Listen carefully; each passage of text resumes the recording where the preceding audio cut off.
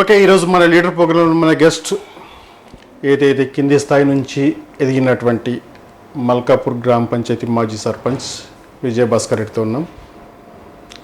మరి తన నేపథ్యం కావచ్చు, తన కార్యాచరణ కావచ్చు, మరి భవిష్యత్తు కావచ్చు, గతంలో కావచ్చు, ఏ విధంగా రాజకీయ ప్రస్తావన జరిగిందనే దానికన్నా ముందుగా తనతోటి ముఖ్యంగా మనం పరిచయం చేసుకుందాం. సార్ నమస్కారం. సార్ ఎట్లా జరిగింది సార్ మీ రాజకీయ ప్రస్తావన? ఎంట్రన్స్ ఎట్లా, ఏ విధంగా మొదలుపెట్టారు? రాజకీయ ప్రస్థానం అంటే నేను 2003లో ఇప్పుడున్న రాష్ట్ర ప్రభుత్వం ఏర్పడినటువంటి జాతీయ కాంగ్రెస్లో జాయిన్ అవ్వడం జరిగింది.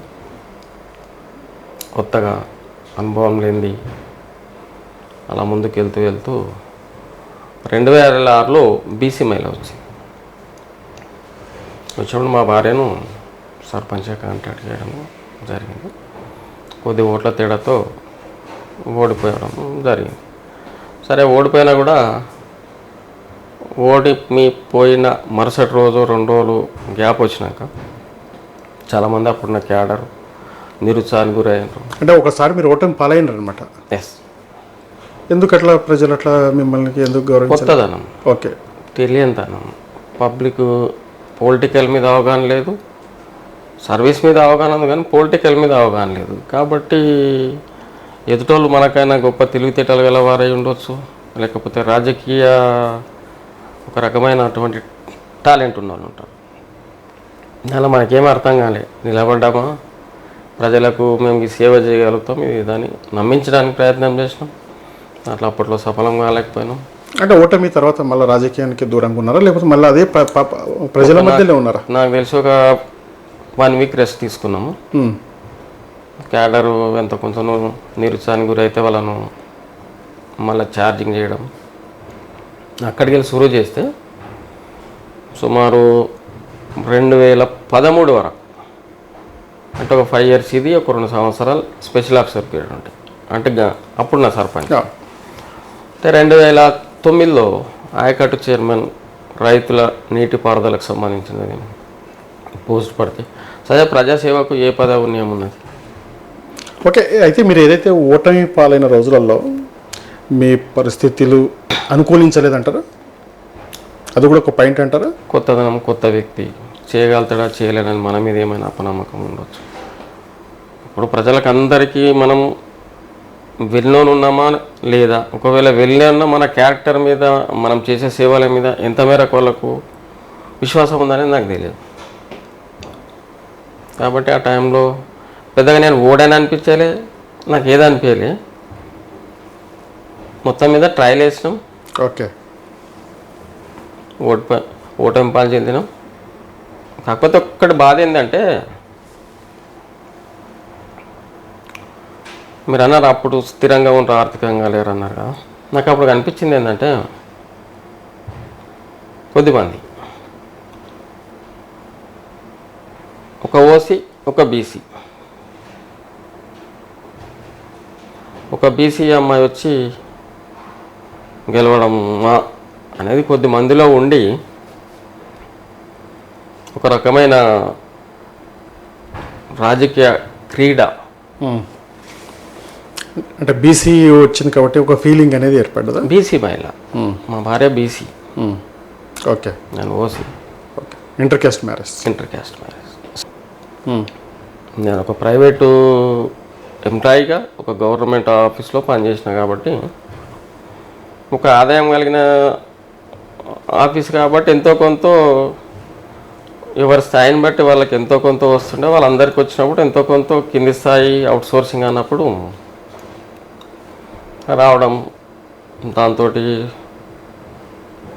ఎవరి స్టైల్లో వాళ్ళు దాని ఆర్థిక సంపదను ఇంప్రూవ్ చేసుకుంటారు. అందుకు మీరే వచ్చారా? విజిలెన్స్ నుంచి, సివిల్ సప్లై నుంచి మీరే వచ్చారా? డిపార్ట్మెంట్ ప్రస్తావించాను కానీ, కాకపోతే అవుట్సోర్సింగ్ అనేది ఏంటంటే టెంపరరీ. మనం నచ్చలేమనుకో, మన మీద ఒపీనియన్ బాగాలేదనుకో, మనం ఎక్కడన్నా మిస్టేక్ చేసినామనుకో, ఆటోమేటిక్గా నా స్థానంలో ఇంకోని పెట్టుకోవచ్చు. కాకపోతే ఒబీడియంట్గా పనిచేసిన ఏ డిపార్ట్మెంట్లోకి వెళ్ళి అయితే వచ్చినో ఆ డిపార్ట్మెంటు పోయేంత వరకు పనిచేసిన. ఓకే, అబాలిష్ దాన్ని తీసి ఇంకో దాంట్లో మర్జ్ చేసేంత వరకు కూడా యాజ్ ఎ టైపిస్ట్ పనిచేసిన. మళ్ళీ సెకండ్ సారి ఎట్లా అవకాశం ఇచ్చారు మీకు సర్పంచ్గా? సెకండ్ సారి ఇచ్చారంటే ఒకటి, నేను 5 years 2 years దాన్ని తీసుకొని ఛాలెంజ్గా తీసుకున్నా. ఎక్కడ మిస్ అయినా, ఓకే. ఏ 10 మందితో మిస్ ఉండి నేను మిస్గా చూడలేదు. అనుభవం లేనితనం.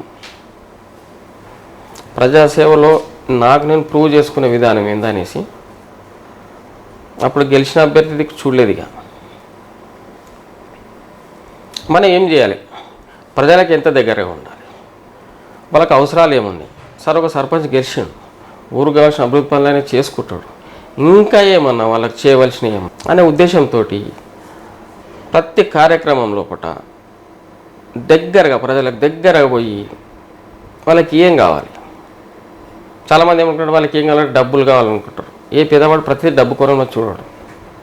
పేదవాడు కానీ, మధ్యతరగతి కానీ, రిచ్ కానీ, ఒక్క పని పడ్డప్పుడు, ఒక టైం ఉన్నప్పుడు, ఒక కష్టం వచ్చినప్పుడు ఒక వ్యక్తి బలమైన భరోసా ఇచ్చే వ్యక్తి కావాలని చూసే దాంట్లో 7 years యుద్ధం చేసినండి. యుద్ధమే చేసిన. యుద్ధం అంటే ఏంది అంటే దానికి చాలా రకాల అర్థాలు కూడా ఉంటాయి. మనం ఆకలి కొని మనం ప్రజాసేవలో తిరిగి పొద్దునెప్పుడో తినేసి రాత్రి 11 గంటల 12 గంటల వరకు కూడా తినక ఉండి సర్వీస్ ఇచ్చిన రోజులు కూడా చాలా ఉన్నాయి. వసాను బహుశా నేను రేపటికి అలాంటిది ఇస్తానా అంటే కూడా చెప్పలేను. కాకపోతే ఆ కసి అనేది నన్ను అట్లా, నేనేం తక్కువ, సేవలో నేనేం వెనకబడిపోతా అనేది ఒక పిచ్చి. ఓకే. మీరు ఏదైతే ఎన్నికైన తర్వాత, మీరు ఎన్నిక కావడం, రియల్ ఎస్టేట్ రావడం, తర్వాత మీ గ్రామ పంచాయతీ పరిధిలో లేఅవుట్లు వేయడం, జీపీకి సంబంధించినటువంటి ప్రతి జీపీలో మీది ఒక ప్లాట్ ఉండడం, టోటల్లీ మీ బిజినెస్ అంతా రియల్ ఎస్టేట్ వైపే. ప్రతి ఒక్క దానిలో ఒక ప్లాటు అక్రమమా సక్రమమా ఏదో ఒక రకంగా ఆదరించా బెదిరించా అటువంటి విజయభాస్కర్ రెడ్డి నేడు కోట్లలో ఉన్నాడు. నేను ఒక మాట అంటా, రియల్ ఎస్టేట్ మల్కాపూర్లో నేను వచ్చినాకనే స్టార్ట్ అయిందనడం అయితే నేను ఏకీభవించాను. 2001లో వచ్చింది మల్కాపూర్ మీద. ఇప్పుడు టీచర్స్ కానీ తీసుకోండి మీరు, 2000-2001 మధ్యన లేఅవుట్. ఇటు పోతే లక్ష్మీనార్, దాంట్లో మర్జ్ అయింది ఇప్పుడు మున్సిపాలిటీలో. ఎప్పుడు స్టార్ట్ అయింది? 2013కి 2001కి మధ్యన ఎంత గ్యాప్ ఉంది? ఒక 13 సంవత్సరాలు వేసుకుందాం. నేను వచ్చినాక రియల్ ఎస్టేట్ నాతోటి స్టార్ట్ అయింది అనడం అనేది నేను ఏకీభవించాను.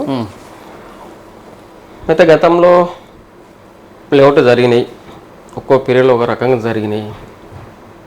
లేఅవుట్, ప్లాట్లు, ఇండ్లు అంతే తెలుసు కదా. నేను ఎక్కేంత వరకు నాకు తెలిసిన ఏంటంటే లేఅవుట్లు, ప్లాట్లు, తర్వాత ఇల్లు కట్టుకుంటారంట. మీరు నిజాయితీగా చెప్పండి సార్, మీరు వాస్తవానికంటే రియల్ ఎస్టేట్ చేసిన సర్పంచ్గా తర్వాత అక్రమాలు అనేటివి చాలా చేశారు. ఇది వాస్తవం అంటారా కాదంటారా? మీరు ఒక్క మాట గమనించాలి, నేను రాజకీయంలో రాకముందు రియల్ ఎస్టేట్ చేసిన. నా దగ్గర సోఫార్ ఇప్పటి డాక్యుమెంట్స్ ఉన్నాయి. ఏదో ఒక రోజు నన్ను ఎన్నుకున్న ప్రజలకు నేను సమాధానం చెప్పుకోవాల్సిన అవసరం ఉంటుంది. నేను పొలిటికల్ రాకముందు నా దగ్గర ఏం ప్రాపర్టీ ఉంది, వచ్చినాక ఏం పొడగొట్టుకున్నా, మిగిలింది ఏంది, ప్రస్తుతం ఉన్నది ఏంది. అంటే దీనికంటే ఒకటి, ఇప్పుడు నేను ఒక 4 ఎకరాల భూమి కొన్నాను, నాకు ఒక డాక్యుమెంట్ ఉంటుంది.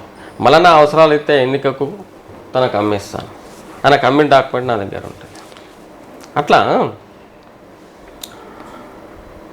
ఏదో సంపాదించడానికి బదులు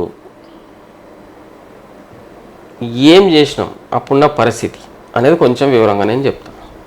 2013 జూలై 18 రోజు గ్రామ ప్రజలు నిండుగా ఆశీర్వదించారు. సుమారు 1904 ఓట్ల నాకు ఇచ్చిర్రు.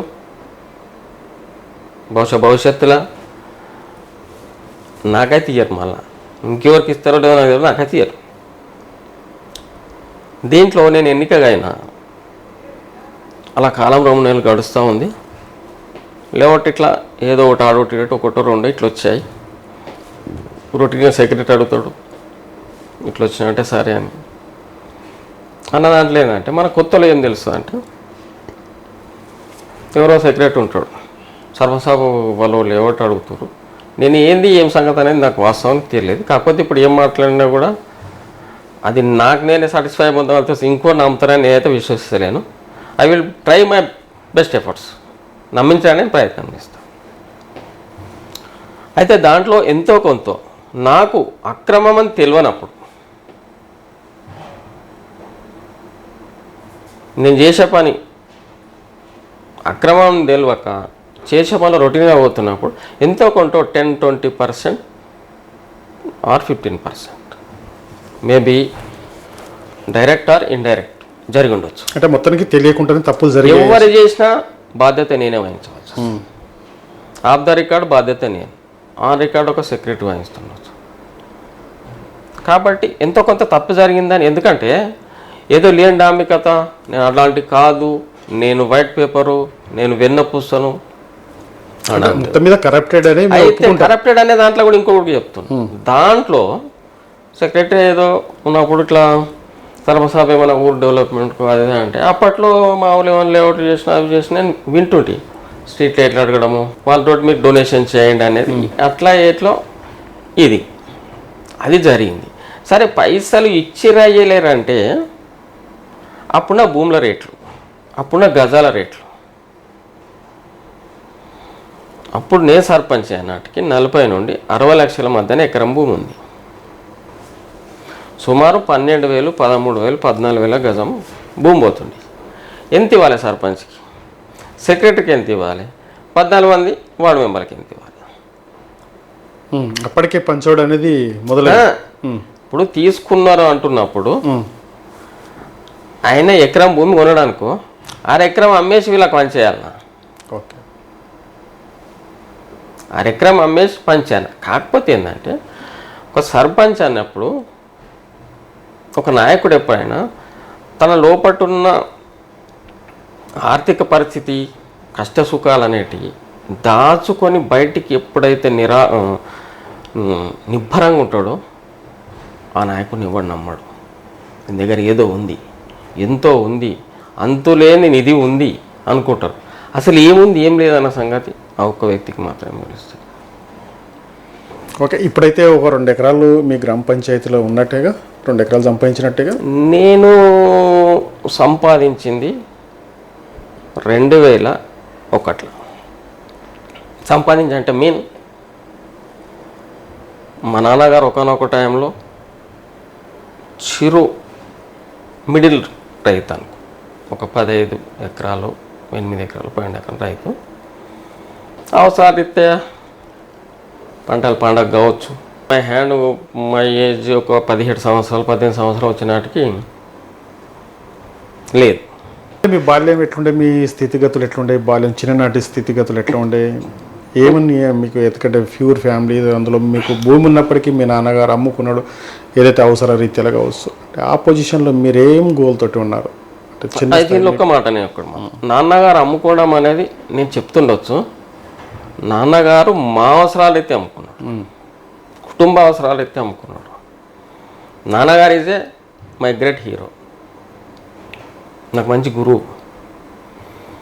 నాకు ఏం నేర్పకపోవచ్చు, నాకేం డబ్బు ఇవ్వకపోవచ్చు, ఒకరికి అన్యాయం చేయకు, ఒకరికి కన్ననీళ్ళలో పెట్టియకు. అది మనని వెంటాడుతూనే ఉంటుందని చెప్పి ఈరోజు వరకు బహుశా ఇండైరెక్ట్గా అనేది జరిగి ఉంటే నాకు తెలియదు, డైరెక్ట్ మంత్ జరగదు. అట్లా విద్యాభ్యాసంకి వెళ్ళి 7th క్లాస్ వరకు మల్కాపులో చదివిన. After that Sangareddy intermediate last. ఆ తర్వాత టైపు నేర్చుకోవడం బోత్ తెలుగు అండ్ ఇంగ్లీష్. ఆ తర్వాత పాలిటిక్స్. నో పాలిటిక్స్, జీవనోపాధి. అంటే నెలకు 250 రూపాయల, నెలకు 250 రూపాయల శాలరీ. అప్పుడు నెల అంతా సరిపోతుండే. అట్లా జరుపుకుంటూ వచ్చింది. ఆ ప్రయాణంలో భాగంగా మా ఊరి అమ్మాయి బీసీ అమ్మాయి.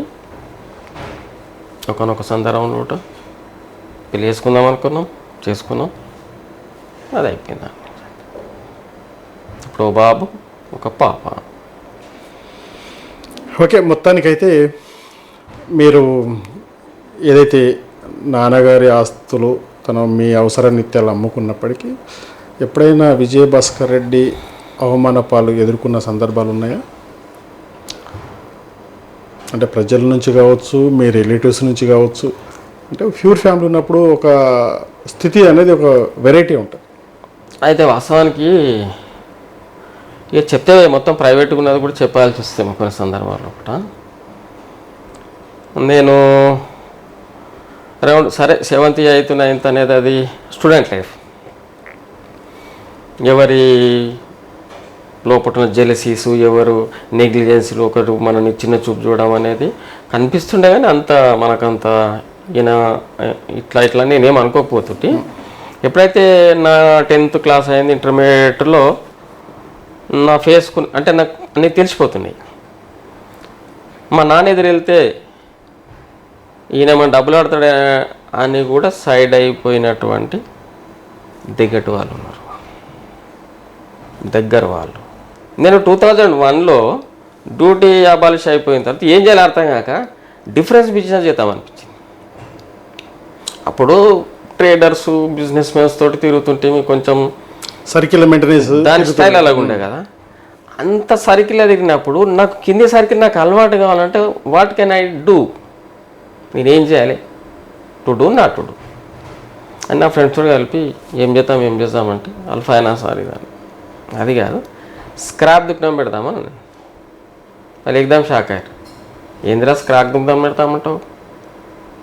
అవురా, స్క్రాప్ దుకాణం పెడితే ప్రతి వస్తువు విలువ తెలుస్తుంది, ప్రతి మనిషి విలువ తెలుస్తుంది, లాభం తెలుస్తుంది, నష్టం తెలుస్తుంది. ఎవడే అన్నో కోట్లు సంపాదించి అంటాం. ఆ పని మనం చేసి చూస్తే దాంట్లో కష్టం ఉందా, నిష్ఠూర్కం ఉందా, మంచి ఉందా, చెడుందా చూద్దామంటే ఒక 1.5 year పెట్టి చూసే వరకు దోస్తులు అందరూ వేరే రూట్కి వెళ్ళిపోతారు. మేమే ఉంటున్నాం అంతే, ఒకరిద్దరం ముగ్గురం. ఆ ప్రతి సామానికి ఒక గుణం ఉంటుంది. ఓకే, ఇక రకరకాలుగా వస్తాయి, ప్రతి దానికి ఉంటుంది. దాంట్లో ఒక రకమైనటువంటి మనీ వాల్యూ తెలుసుకున్నా. అప్పుడప్పుడు టీవీలో వస్తుంది చూడు, ఊరికే డబ్బులు రావు కదా అన్నట్టు, అప్పుడు మనీ వాల్యూ తెలుసుకున్నా. నా స్టేటస్ అనేది అక్కడ బతకగలుగుతా, నేను ఇక్కడ బతకగలుగుతా. అక్కడ మంచి రెస్టారెంట్లు అయినా తిన్నా, ఈరోజు కింద కూర్చొని పచ్చికారమైన తినే అలవాటు నేను మర్చిపోలేను. సర్కిల్ ఏమో బిజినెస్ చేయాలి అనే ఒక ఆలోచన ధోరణిలో సర్కిల్ ఉన్నారు, మీరేమో పాలిటిక్స్లో దిగారు. దీనికి ఒక గురువు మీకు కావాలి. ఎందుకంటే ఇప్పుడు బిజినెస్ చేయాలంటే స్క్రాప్ చేయాలి, బిజినెస్ చేయాలి అని రకరకాలుగా మీ ఫ్రెండ్ సర్కిల్ సజెషన్ ఇచ్చేవారు. మరి ఇదే ఐడియాలజిస్ట్ ఒక పాలిటిక్స్కి రావాలి అనే గురువు ఎవరున్నారు మీరు పాలిటిక్స్ కంటే? పాలిటిక్స్లో రావాలనే గురువేం లేరు. అప్పట్లో నేను ఇంటర్మీడియట్ స్టాండర్డ్ లోపల జగ్గారెడ్డి గారు స్టూడెంట్ యూనియన్లో ఉంటుండే, దాంట్లో భాగంగా నేను కూడా స్టూడెంట్ ఉంటుండే. కానీ నాకు అంత పెద్ద, ఎందుకంటే లోకల్ సంగారెడ్డి వాళ్ళది ఎక్కువ ఉంటుండే కాబట్టి చిన్నపాటి అందులో ఒక కార్యకర్త కావచ్చు దాంట్లో ఉంటుంటే దాంట్లో బాగా అట్లా ఇదైంది. తర్వాత పోటీగా రావాలనే ఉద్దేశం ఎప్పుడైందంటే మల్కాపూర్ లోపల కొన్ని సంఘటనలు నన్ను టీనేజ్ అంటే ఏం చేయాలని ఏం చేయలేని నా 12, 13, 14, 15 ఏళ్ళ మధ్యాహ్నం ఉండే ఏజ్ అంటాం చూడు. ఎవరి మీద కసి వస్తుంటుంది, విపరీతమైన కసి వస్తుంటుంది వాళ్ళు చేసే అన్యాయాలను బట్టి. ఏదో వచ్చినప్పుడు దాని రిజల్ట్ మనం ఇచ్చుకోలేని పరిస్థితి ఉంటుంది. మనకేజ్ ఇది కాదు కదా.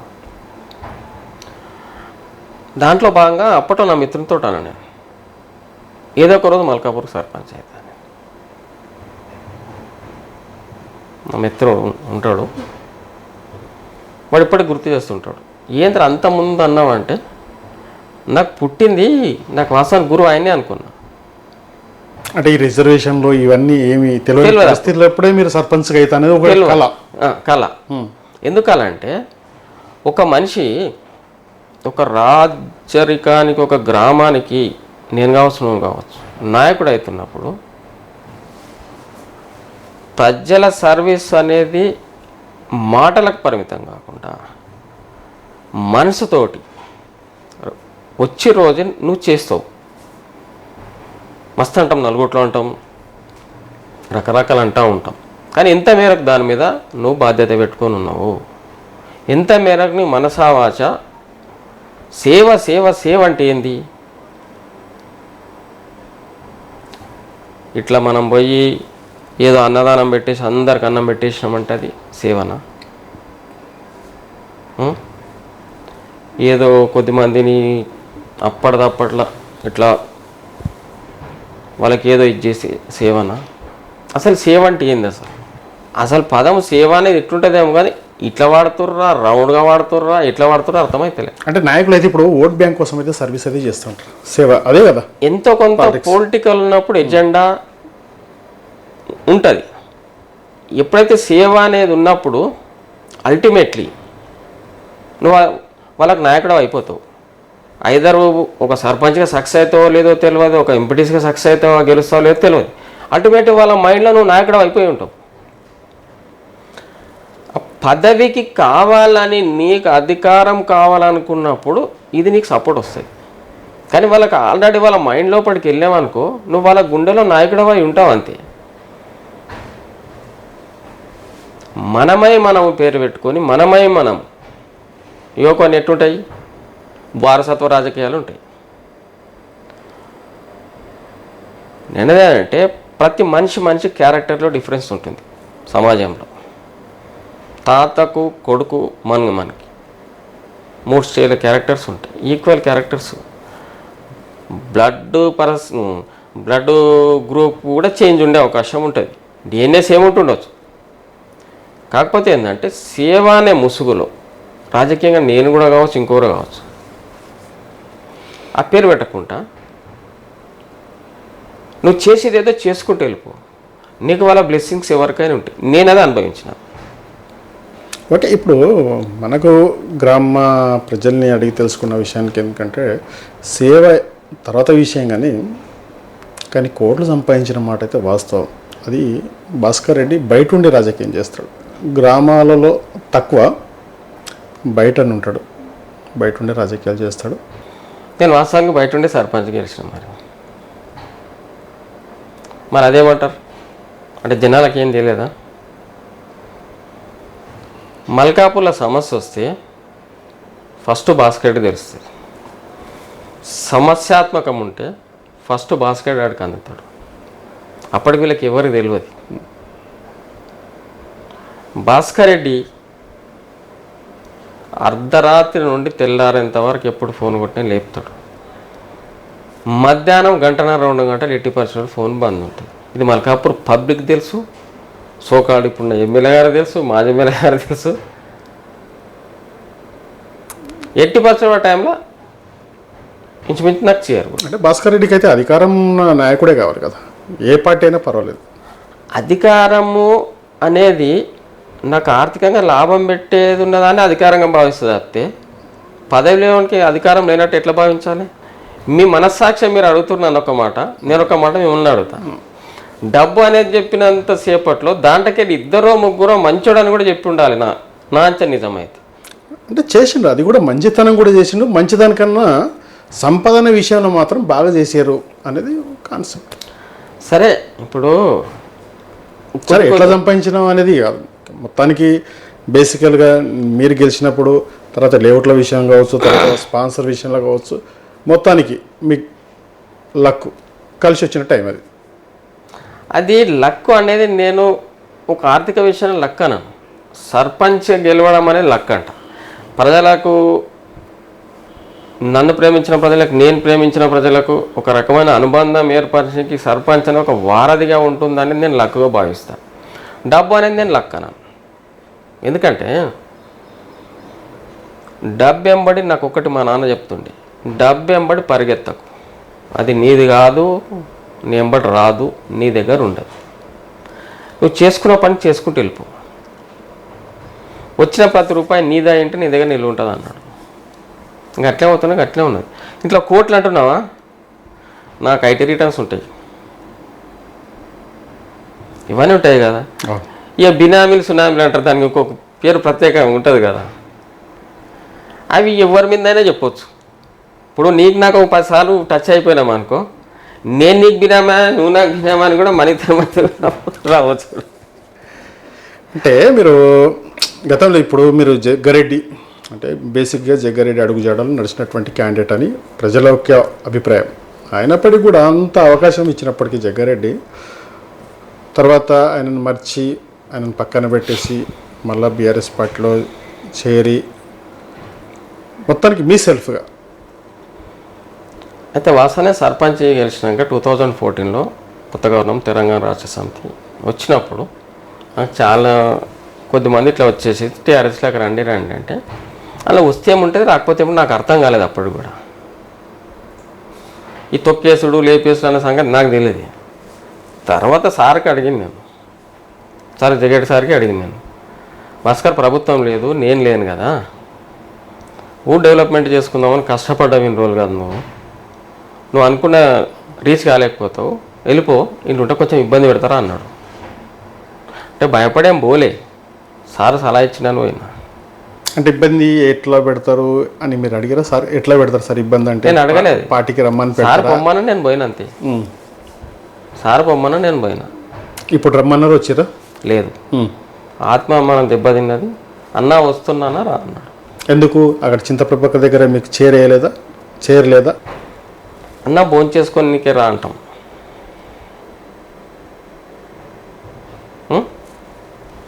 అరే అన్నం వేస్తే తినిపోరా అంటాం. రెండుకి కడుపు నిడుతుంది.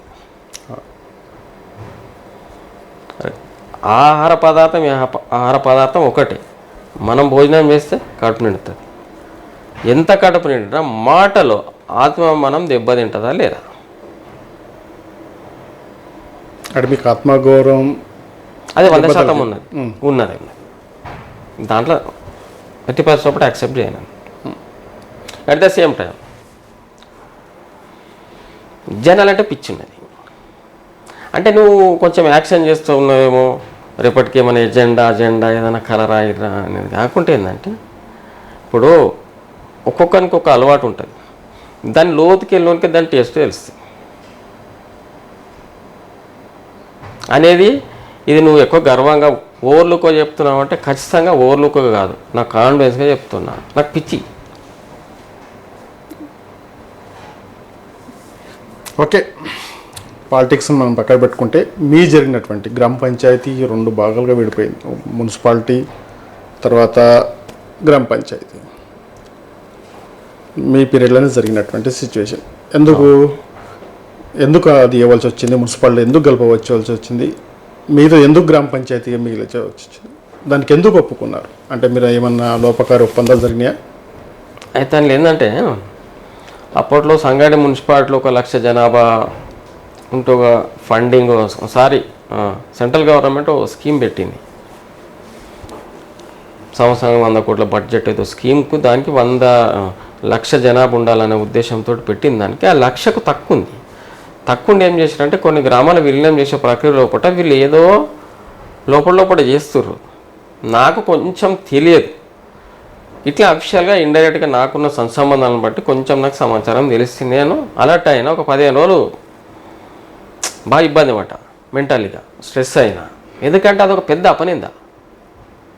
ఊరినేదో ఉద్దేశపూర్వకంగా అంటారు, రమ్ముకున్నారు అనొచ్చు, ఇంకో రకంగా ఎవరి దోషం పేరు వాళ్ళు పెడుతున్నారు. పెట్టిన సందర్భంలో ఒకటి ఏంటంటే, అక్కడ నాకు కొంచెం బాధ వేసి చక్కగా ఒకరోజు తెల్లారి పొద్దున వెళ్ళిపోయాను, సారింటికి పోయినా. సారింటికి పోయి సార్ని సెల్ టవర్ ఎక్కుతాను. ఎవరింటికి? సార్ ఇంటికి పోయినా. ఓకే. మల్కాపూర్ చౌరస్తారా సెల్ టవర్ ఎక్కుతాను. జగ్గారెడ్డి ఇంటికే? చింతప్రభాకర్ గారు అప్పుడు ఎమ్మెల్యే ఉన్నారు, అప్పుడు ప్రభుత్వం ఉంది, సిస్టమ్ నడుస్తుంది. తెలంగాణ గవర్నమెంట్ అనుకుంటేనే ఇక్కడ ఇది అనుకుంటేనే జరిగేది. అంటే ఆయన కొంచెం నిశ్శబ్దంగా నా దిక్కు చూసాను. అవన్నీ ఏం లేదు సార్ అంటే, ఆయనతో కూడా సరదాగా ఉంటాను. అవన్నీ ఏం లేదు సార్, నువ్వు హామీ ఇస్తే దిగుతా, నువ్వు ఇవ్వకపోతే కింద పడి చచ్చిపోతా. అంటే మా మేడం కూడా చెప్పొచ్చిన సార్, నా గురించి ఎక్కడ కూడా కంప్లైంట్ ఇయ్యకు, మర్చిపో అని చెప్పిన. కొంచెం మౌనంగా ఉండి నీకెందుకులే అన్నాడు. అన్నాక 2 రోజుల నాటికి మళ్ళీ పిలిచిండు. ఒక ఆప్షన్ ఇస్తా అన్నాడు.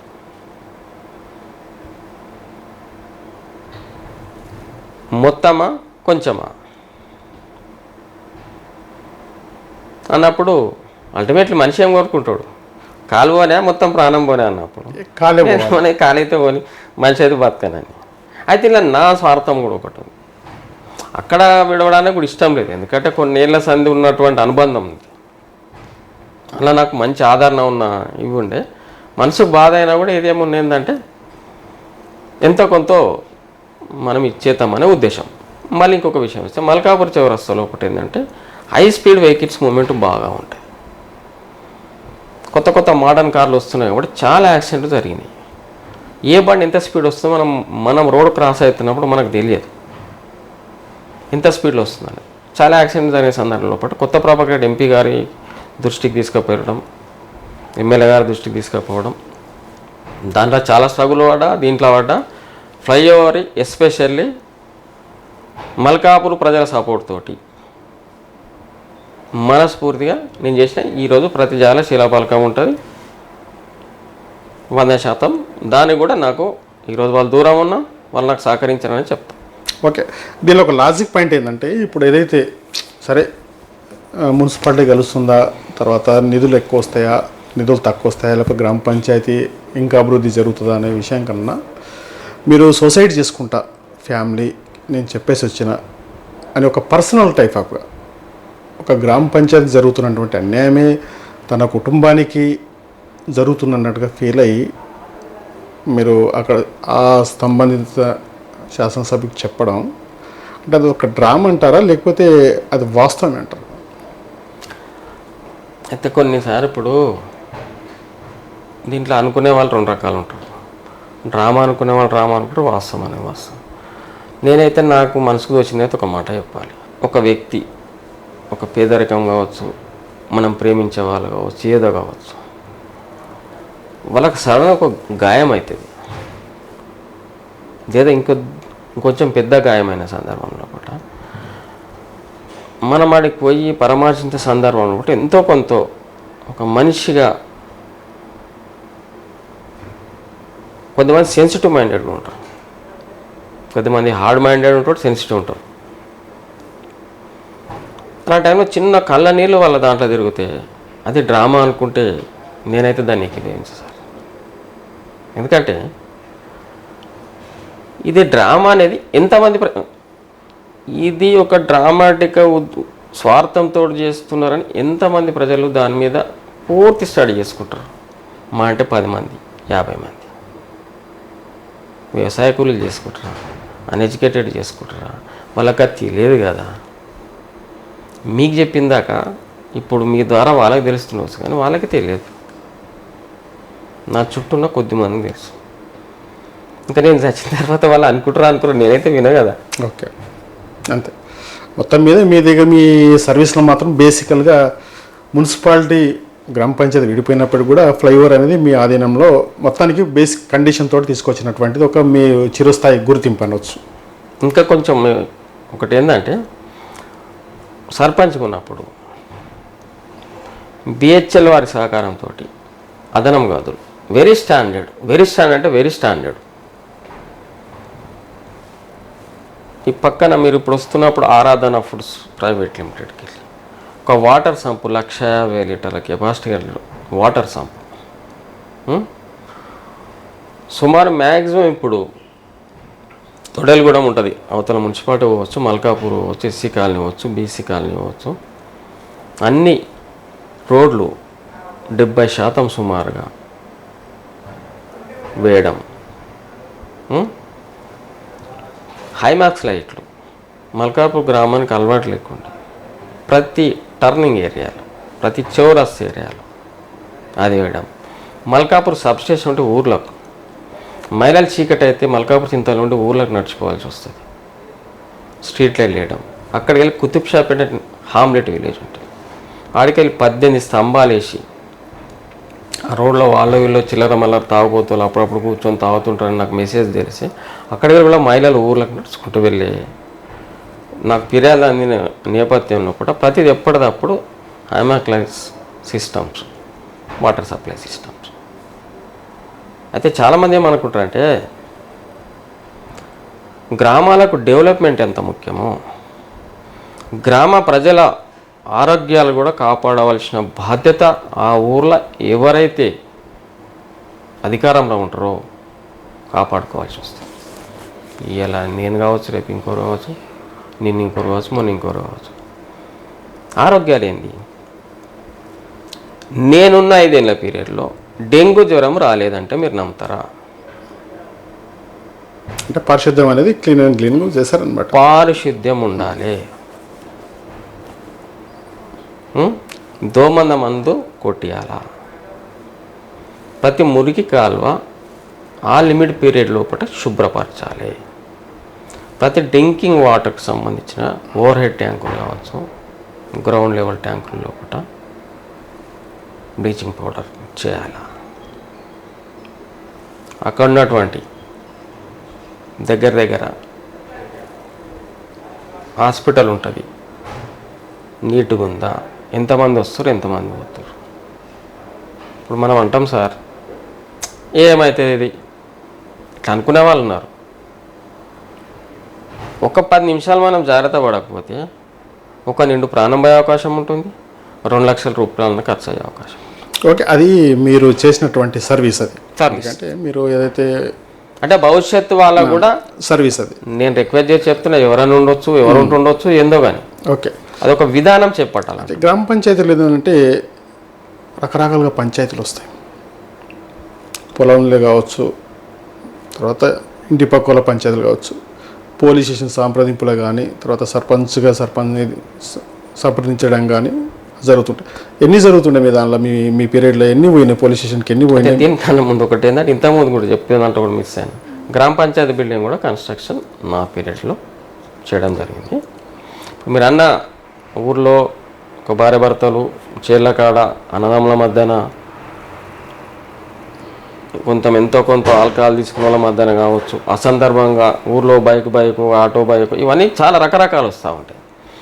అది వాస్తవానికి సర్పంచ్ చేసే పాత్ర కాదు లెక్కకు, ఎవరి దృష్టిలో, ల్యాండ్ ఆర్డర్ దృష్టిలో. కాకపోతే ఆఫ్ ద రికార్డ్ ఏది చేసి ఒక కుటుంబ సభ్యులుగా మాత్రమే చేయాలి. చాలామంది వస్తారు. వచ్చినప్పుడు ఫస్ట్ తప్పించుకున్నాడు రాజు. పంచాయతీ నుంచి నేను లేను, అదే అందుబాటులో లేను ఏదో ఒకటి రీజన్ చెప్పుకొని తప్పించుకున్నాడు వాడు లక్కీ ఫెలో. ఎందుకంటే నేను వస్తున్నా మాట్లాడదాం. వీలైతే 2 దిక్కుల న్యాయం చేయలేం, ఎంతో కొంత ఒకరికి అసహనాన్ని గురి చేస్తాం. కాబట్టి ఒక బుజ్జగింపు ధోరణి నేను వెనకటికి చూస్తుంటే,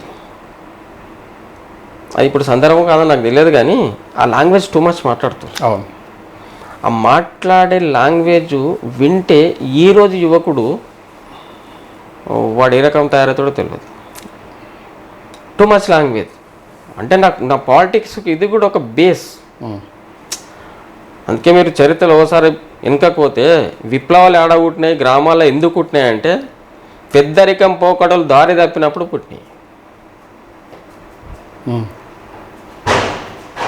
అట్లా సౌమ్యంగా కన్విన్స్గా వాళ్ళకు అర్థమైన భాషలో మోటివ్ చేసి దీనివల్ల మనకు లాభం ఏంది, దీర్ఘకాలిక నష్టం ఏంది, ఒక్క అడుగు వెనక్కి వేసుకుంటే చాలా ఓపిక సహనం కావాలి.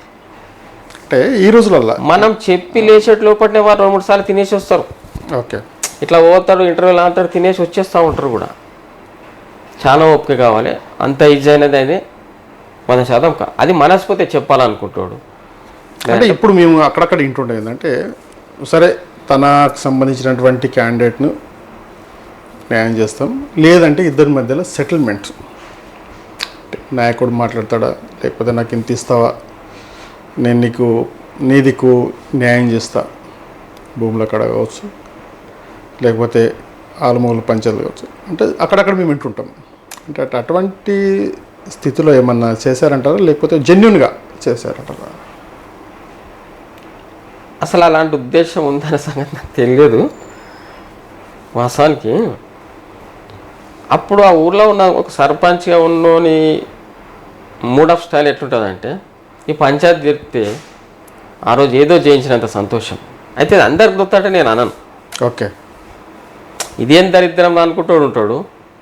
అంతా చేసి సాటిస్ఫై చేసి వచ్చిన తర్వాత అందరి చేత చేయగలిపి అందరు సంతోషం ఇంట్లోకి వెళ్ళిపోతారు చూడు, అప్పుడు వీడు ఒక సక్సెస్ అనేది వీనికి ఒక రకమైన ఎంజాయ్మెంట్. అంటే వాళ్ళు పంచాయతీలో వాళ్ళు ఎంజాయ్, వాళ్ళ ఇంటికి వాళ్ళు పోతుంటే నేను విజయం సాధించినట్టుగా మీరు ఫీల్ అయ్యారు. అంటే ఆ రెండు కుటుంబాల కొట్లాడుకున్న ఇరు వర్గాలు ఏకమై సంతోషపడుకుని వాళ్ళ ఇళ్ళకి పోతుంటే, ఒక గ్రామంలో ఒక చిన్న వివాదం కూడా కొన్నేళ్ళకు అదొక పెద్ద చెట్టుగా మారే ప్రమాదం ఉంటుంది.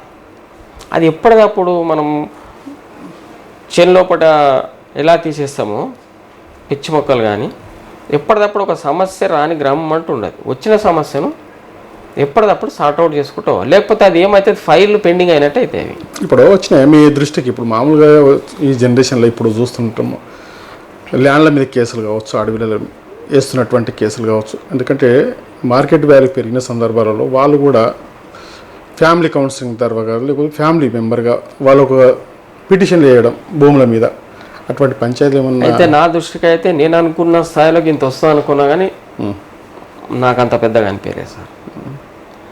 బాగా వస్తుంది అనుకున్నాను. ఎందుకంటే కాస్ట్లు అయినాయి, ఆల్మోస్ట్ ఆల్ 90% అమ్ముడు అయినాయి భూములు. ఓకే, 92% కూడా అమ్ముడు అయినాయి. అంటే వ్యవసాయం చేసుకున్న భూములు అంటలే, ఏవైతే లేఅవుట్కి వచ్చేటి అంటున్నా. చెరువు కింద ఉన్న వరి పంటలు పండేటి అయితే అవి అమ్మరు, అవి లేఅవుట్ కావు, ఇండ్లు కావు. కాకపోతే ఇక్కడ లేఅవుట్లకి, ఇళ్ళకు, స్థలాలకు వచ్చే ప్లాట్లు ఏవైతే ఉన్నాయో దాంట్లో అయితే 92% కూడా అమ్ముడుపోయినాయి. కాబట్టి దాంట్లో ఆడవిల్లలు వేసిన సంఘటనలు చాలా తక్కువ ఉన్నాయి. రేర్ ఎక్కువైపోయినాయి ఇప్పుడైతే. అంటే మల్కాపూర్ స్టైల్కి అయితే నా మనసుకైతే అది తక్కువనే, లిమిట్ ఇన్ లిమిట్. అబ్నార్మల్ అయితే కాదు, నార్మల్ అనిపించింది నాకైతే. అంటే నేను మొత్తం మల్కాపూర్ స్టడీ చేసిన కాబట్టి నేను చెప్తున్నాను. ఓకే ఓకే ఇప్పుడు ఏదైతే జగ్గారెడ్డి మీరు ఏదైతే పార్టీల నుంచి పొమ్మన్నారు, మళ్ళీ పార్టీలోకి మీరు వచ్చారు.